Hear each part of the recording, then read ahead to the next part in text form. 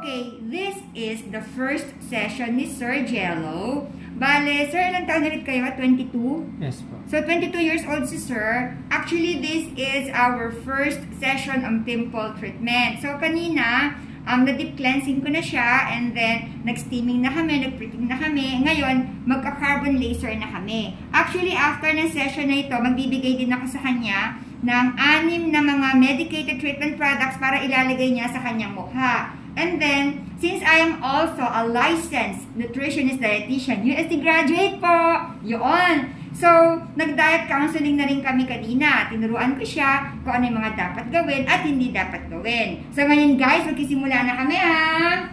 Sige, mapakita mo mama ko. Magkakawala ka sa kanila. Ayan. Hi guys! So, eto, magkisimula na kami. Halika, magsimula na tayo. Sir, first time mo to, so medyo meron kang mararamdamang konting sakit. Pero konting-konti lang naman. Di ba gusto mong gumwapo? So, ngayon ay tiis guwapo ngayon si Sir. So, eto na. Simula na.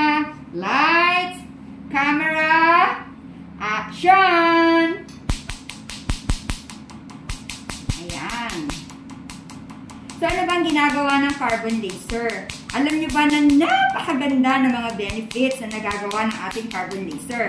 Pagdating sa pimples, kinokontrol niya ang oil ng skin.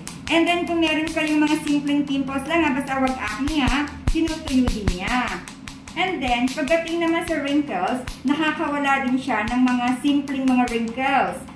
At ano pa ba? Nakakabanat din siya ng mukha, nakaka-lighten siya ng mukha. Nakakapag-perform to ng collagen, kaya napakaganda.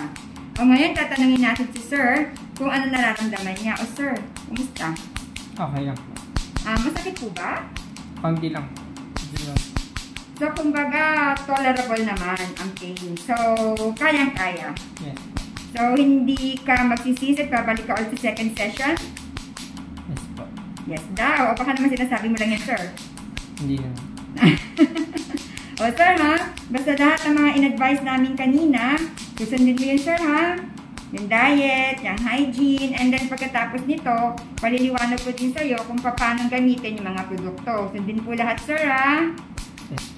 Alam nyo guys, ang lagi ko nga sinasabi, sa paggagamot ng pimples, 3 yan. Una, yung regular na pagpunta sa akin. Pangalawa, yung paglalagay ng mga produkto. Routine kasi yun guys eh. So, ilalagay sa umaga at sa gabi. At pangatlo, tamang pagda-diet. Kasi maraming mga pagkain na hindi mo na pwedeng kainin ni Sir sa loob ng 2 linggo. Then after 2 weeks, pagbalik niya, pag nakita ko na yung sitwasyon ng kanyang mukha, pwedeng ang gawin namin, unti-unti siyang i-introduce doon sa mga bawal na pagkain na pwede niyang kainin paunti-unti, basta hindi madami.